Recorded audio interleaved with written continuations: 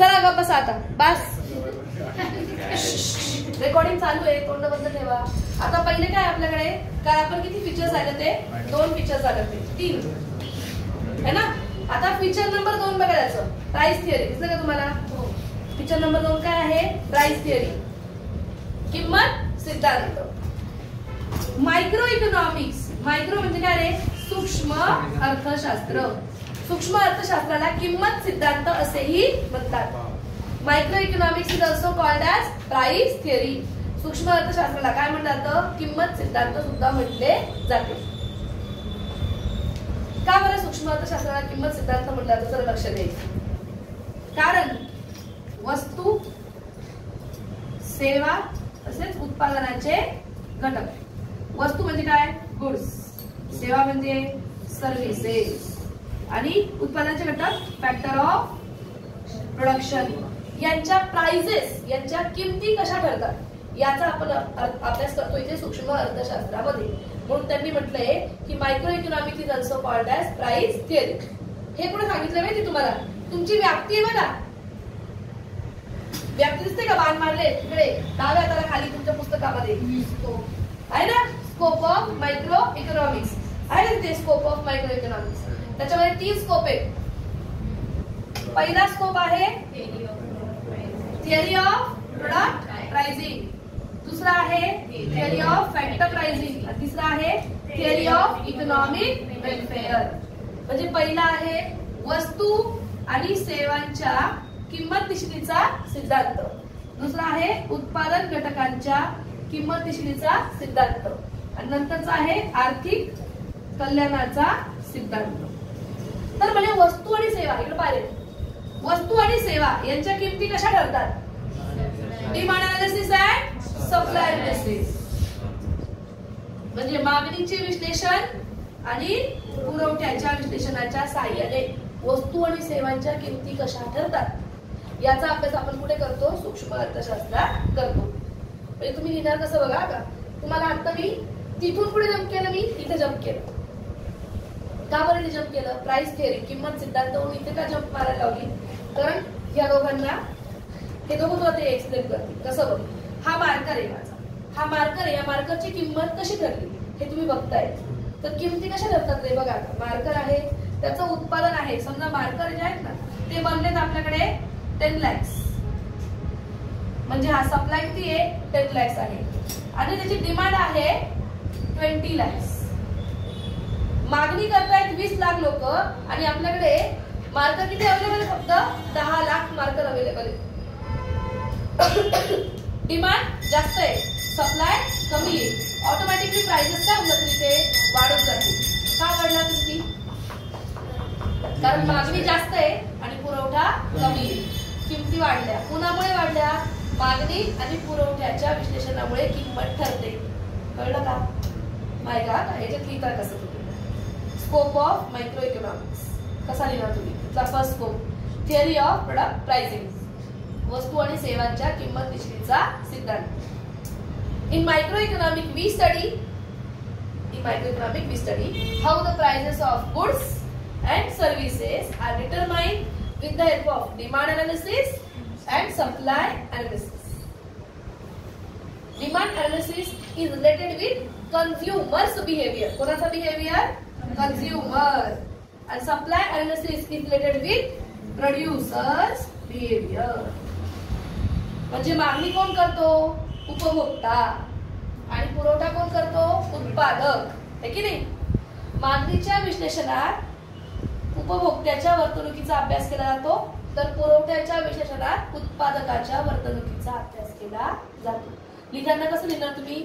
सूक्ष्म अर्थशास्त्रात वस्तू आणि सेवांच्या किमती मागणीचे विश्लेषण आणि पुरवठ्याच्या विश्लेषणाच्या सहाय्याने कशा ठरतात याचा अभ्यास केला जातो. मागणीचे विश्लेषण म्हणजे उपभोक्त्याच्या वर्तणुकीचा अभ्यास होय, तर पुरवठ्याचे विश्लेषण म्हणजे उत्पादकाच्या वर्तणुकीचा अभ्यास होय. कळलं का?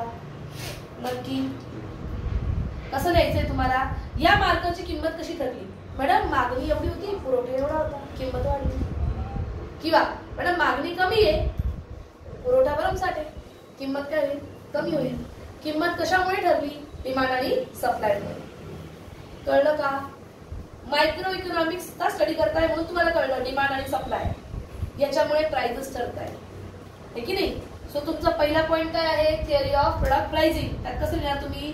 Micro economic help us to study how the prices of goods and services are determined with the help of demand analysis and supply analysis.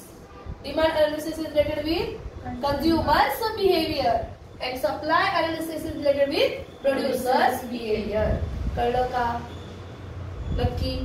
मराठीवाल्यांनो, वस्तू आणि सेवांच्या किमती मागणीचे विश्लेषण आणि पुरवठ्याचे विश्लेषण याच्या साहाय्याने कशा ठरतात हे सूक्ष्म अर्थशास्त्रात अभ्यासले जाते.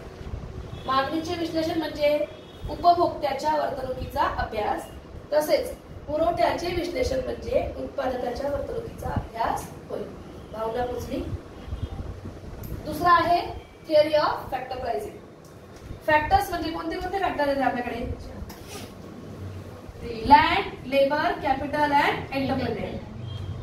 भूमी, श्रम, भांडवल आणि संयोजक, है की नाही?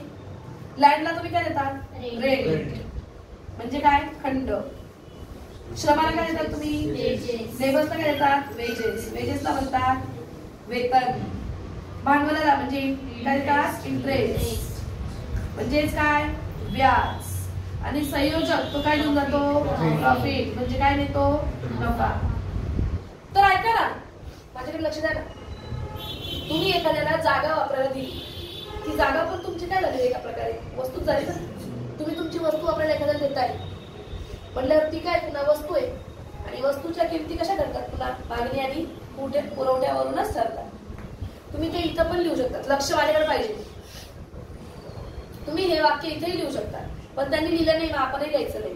पण भूमी, श्रम, भांडवल, संयोजक, land, labour, capital and entrepreneur हे सगळे पण कोणाच्या तरी वस्तू किंवा सेवाच की नाही? कोणतरी भांडवल वापरायला दिलं आपल्याला, बँकेने भांडवल वापरायला दिलं, की त्यांनी आपल्याला काय दिली? सेवा दिली की नाही? लोकांना खूप लोन हवाय, पण बँकेकडे पैसे कमी आहे, व्याजदर काय होईल?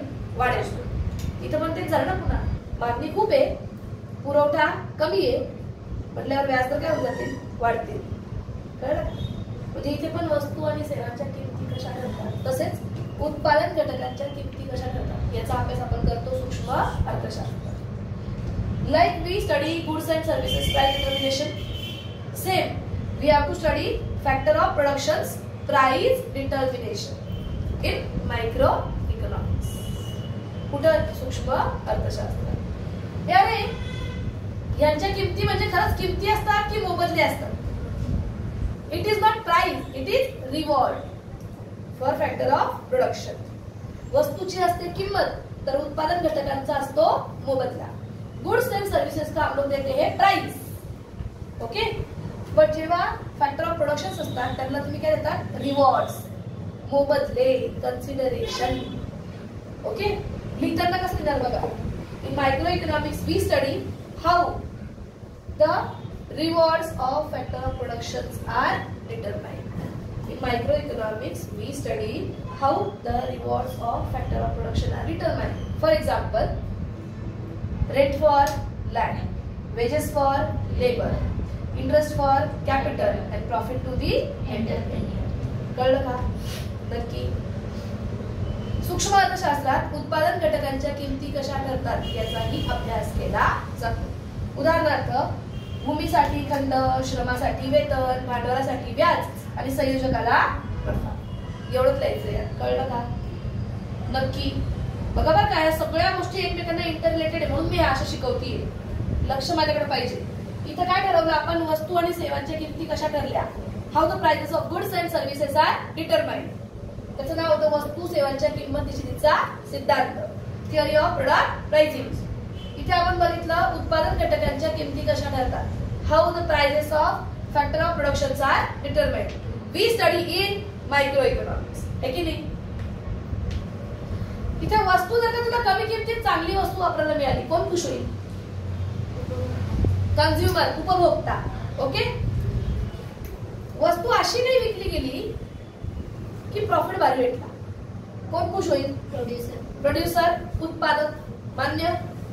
इसको मिल गया नफा, इसको मिल गई अच्छी वस्तू, दोनों खुश. याचे भी पैसे गेले, याला प्रॉफिट मिळाला. ह्याचे पैसे गेले, याला चांगली वस्तू भेटली, दोनों खुश झाले. पैसे गेले पण आम्हाला खुशी मिळाली. मान्य. इसको बोलते आर्थिक कल्याण. दोघांचंही झालं. पैसा खर्च करून याला वस्तू चांगली मिळाली, पैसा खर्च करून याला नफा चांगला मिळाला, दोनों खुश. दोनों का हुआ इकॉनॉमिक वेलफेअर, आर्थिक कल्याण. म्हणून तिसऱ्या सिद्धांताचं नाव आर्थिक कल्याणाचा सिद्धांत. म्हणून तिसऱ्या सिद्धांताचं नाव आर्थिक कल्याणाचा सिद्धांत, थिअरी ऑफ इकॉनॉमिक वेलफेअर.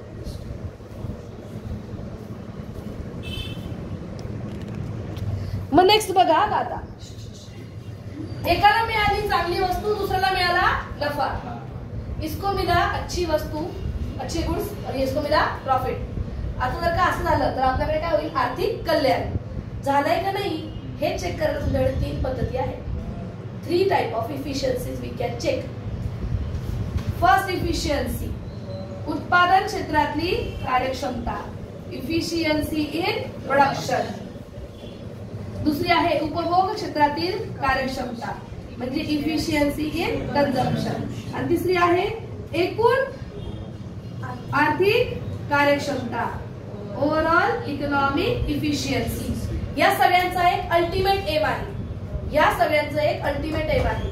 त्याचं एक अल्टिमेट एम आहे, ते आहे efficient allocation of resources to get maximum satisfaction of society. आर्थिक कल्याणाचा सिद्धांत म्हणजे सूक्ष्म अर्थशास्त्र किंवा आर्थिक कल्याणाचा सिद्धांत हा कशाशी निगडित असतो? साधन सामग्रीच्या कार्यक्षम वाटपाशी, जेणेकरून संपूर्ण समाजाचे महत्तम समाधान होईल. कळलं का? तुम्हाला असा क्वेश्चन येतो, पेपर बऱ्याच वेळेला आलेला आहे. सूक्ष्म अर्थशास्त्र ही शाखा डॅश डॅश साठी संबंधित आहे. Micro branches of micro economics are related with dash dash dash. कशाशी रिलेटेड आहे? Efficient allocation of resources among the society.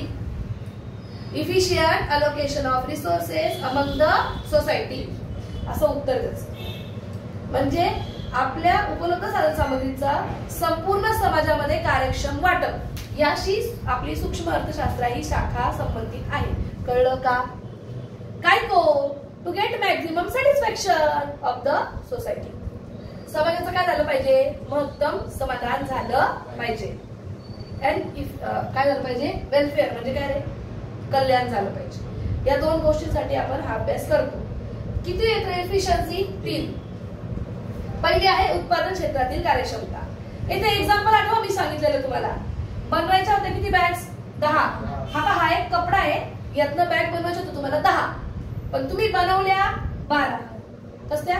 तुकडे तुकडे जोडून अजून 2 बॅग बनवल्या. 10 बॅग बनवायला कपडा लागला रे, पैसे भी लागले कपड्याचे, पण ते 2 एक्स्ट्राच्या बॅगा बनवल्या, त्याला कपडा वेगळा आणायला लागला का? आणि उलट त्या बॅगा दिसायला सुंदर दिसत होत्या, जास्त पैसे मिळाले. हमको क्या मिला? प्रॉफिट मिला. इतनी खुशी, मतलब कौन खुश हो गया? उत्पादक, प्रोड्यूसर. इसको बोलते हैं इफिशियंसी इन प्रोडक्शन. लिखने का कैसे? Taking maximum possible amount of production.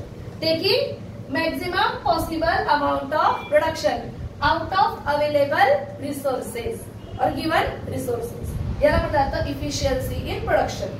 मराठीवाल्यांना कसं लिहायचं? उपलब्ध साधन सामग्रीतून जास्तीत जास्त उत्पादन घेणे म्हणजे उत्पादन क्षेत्रातील कार्यक्षमता होय. एक्झाम्पल आपली मम्मी. तुम्ही रात्री पोळ्या खाऊ नका, ती सकाळी चुरमा करून खायला लागली.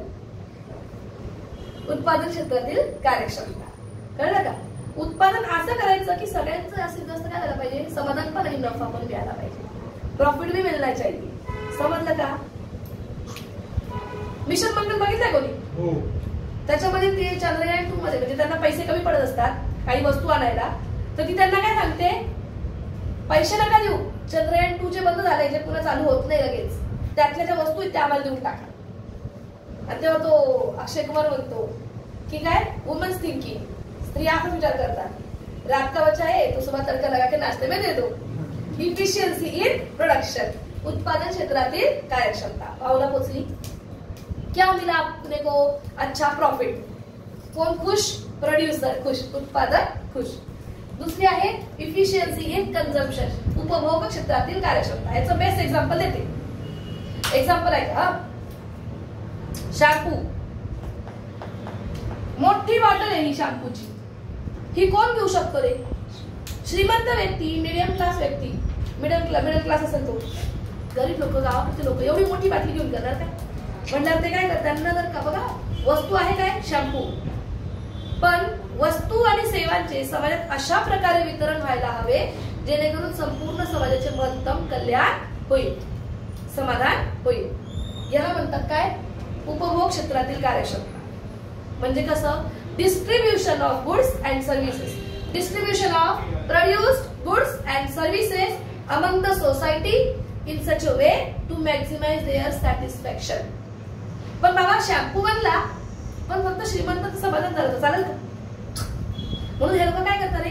1-1 रुपयाचे शॅम्पूचे छोटे छोटे पॅकेट्स. आता तोच शॅम्पू आहे पण गरीबही वापरताय, श्रीमंतही वापरताय, अख्खं समाज वापरतोय. सगळ्या समाजाचं काय झालं? महत्तम समाधान, मॅक्झिमम सॅटिस्फॅक्शन. भावना पोचली. उपलब्ध साधन सामग्रीचे अशा प्रकारे समाजात वितरण होईल की संपूर्ण समाजाचे महत्तम कल्याण होते. याला म्हणायचं उपभोग क्षेत्रातील कार्यक्षमता.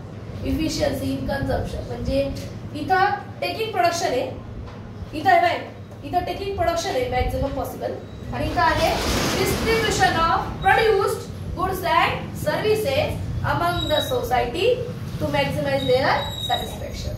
It's called as efficiency in consumption. Okay? पण इसको समाधान मिलने के लिए, इसको नफा मिलने के लिए ये होना चाहिए ओवरऑल इकोनॉमिक इफिशियन्सी, एकूण आर्थिक कार्यक्षमता. म्हणजे भाऊ वस्तू अशा बनव ज्या समाजाला हव्या आहेत, घेऊन तो खुश, विकून तो खुश. इकडे सगळे लहान पोरं जातात चिल्ले पिल्ले, आणि तू इथे वृद्धाश्रम टाक किंवा ती छोटीशी ती काठी असते ना म्हाताऱ्या लोकांची चालायची, त्या काठीचं दुकान टाक, चालणार आहे का? तेच तू स्टेशनरीचं दुकान टाक, चालेल. तेच तू लहान लहान मुलांच्या कपड्यांचे दुकान टाक, ते चालेल. जो एरिया जसा तशा वस्तू बनल्या पाहिजे. समाजाला हवी ती वस्तू बनव, घेऊन ते खुश, विकली गेली म्हणून आपण खुश. कळलं का? म्हणजे taking production of those goods which are mostly desired by people, लोकांना हव्या असणाऱ्या वस्तूंचे उत्पादन घेणे. याला म्हणायचं एकूण आर्थिक कार्यक्षमता. एकूण या सगळ्याच गोष्टी व्हायला हव्या असतील तर बहुत त्याच वस्तू बनव ज्या लोकांना हवे. कळलं का? अगर ऐसा होता है तो सबका क्या होगा? वेलफेयर, कल्याण. कळलं का? आणि हाच तर हेतू आहे मायक्रो इकॉनॉमिक्सचा, की भाई तू मायक्रो इकॉनॉमिक का अभ्यास करतोय? मैडम मैं यहाँ 3 गोष्टीसाठी अभ्यास करतोय. ये 3 चीजें कैसे हो रही है वो देखता हूं मैं with the help of micro economics. भावना पोचली? भावना पोचली काही? ह्या भावनेवरून मी तुम्हाला 2 भावना शिकवणार आहे आता वैशिष्ट्यांमधल्या. ही भावना पोचली नक्की? चला मग वैशिष्ट्यांमध्ये दुसरी भावना घ्या, किंमत सिद्धांत, प्राइस थिअरी. आता मी जे बोलली ना ते तिथे दिलेले, वाचून बघ. Microeconomic help to study how the prices of goods, services and factor of productions are determined with the help of demand analysis and supply analysis. So it is called as price theory. सूक्ष्म अर्थशास्त्राला किंमत सिद्धांत असेही म्हणतात, कारण सूक्ष्म अर्थशास्त्रात वस्तू, सेवा तसेच उत्पादन घटक यांच्या किमती कशा ठरतात याचा अभ्यास केला जातो. आहे का असं? वाचलं का? आहे का असं? वाचलं का रे? झालं? आता फीचर नंबर वर या. तो नाही का औषध समतोल, तो शोधा. जनरल इक्विलिब्रियम, पार्शियल इक्विलिब्रियम शोध. 3 नंबरच आहे का? इथं देख ना. वस्तू बनवणारा हा कोण आहे? प्रोड्युसर. ही फर्म आहे ना वस्तू बनवणारी फर्म. ओके. हा कोण आहे? एक कन्झ्युमर. आणि यांची एक आहे काय? किंमत. यांच्यातल्या समतोलाचा अभ्यास आपण कुठे करतो? सूक्ष्म अर्थशास्त्रात. कोणाच्या समतोलाचा आहे बघ, इसको मिला समाधान, इसको मिला प्रॉफिट, दोनों हो गए खुश. तो अर्थव्यवस्थेत काय आला? समतोल, equilibrium. In microeconomic we study equilibrium position between different economic variables, different individual economic variables. For example, particular producer, individual firm, individual prices. आहे का असं बघा. सूक्ष्म अर्थशास्त्रात आपण वैयक्तिक आर्थिक घटकांमधील समतोलाचा अभ्यास करतो. आहे का असं? वाच. आहे ना? याच्यासाठी आपण काय करतो? फॉर दिस शेवटची लाईन वाच त्याच्यातली रे. For this we split individual economic unit from the other forces of economy and then study its equilibrium in detail. हे पाय कुठे गेला तो मार्कर? ही तुमची अर्थव्यवस्था आहे. यातल्या एक घटकाला आधी वेगळं काढायचं आणि त्यातल्या इक्विलिब्रियमचा अभ्यास आपण करतो. कुठे? In micro economics. So micro इकॉनॉमिक्सचं अजून एक टोपण नाव आहे. पहिलं टोपण नाव काय होतं? प्राइस थिअरी, किंमत सिद्धांत. दुसरं टोपण नाव आहे आंशिक समतोलाचे विश्लेषण, analysis of general partial equilibrium. आहे का बघा? Partial equilibrium analysis. वाचून बघा. होय अशी लोकांना वाचून बघा. पेपर आहे तू वाच रे आता. चला पुढे वाच. वाचलं का? हे वाचलं?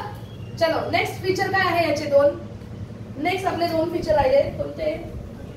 Based on certain assumption, use of marginalism principle आणि अनालिसिस ऑफ मार्केट स्ट्रक्चर. किती फीचर्स बाकी आहेत आपले आता? 3. आपण घेणार नेक्स्ट लेक्चर.